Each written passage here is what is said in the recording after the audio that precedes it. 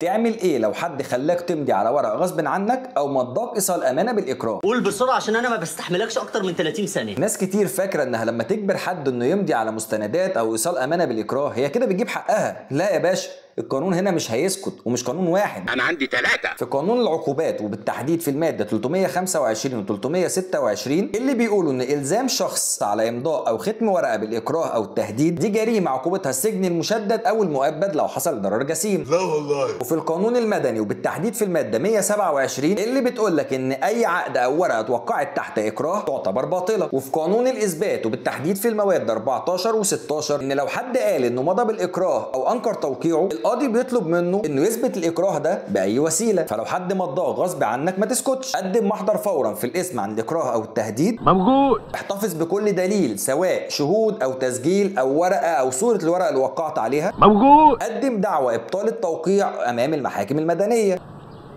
اما بقى لو عايز حقك الجنائي تابع البلاغ في النيابه. الخلاصه ما تسيبش حقك وما تخليش حد يلعب بارادتك، الامضاء بالاكراه مش هزار. ولو عجبك الفيديو اعمل لي فولو، وما تنساش تجيلي في الكومنتات وتقول لي جاي في ايه.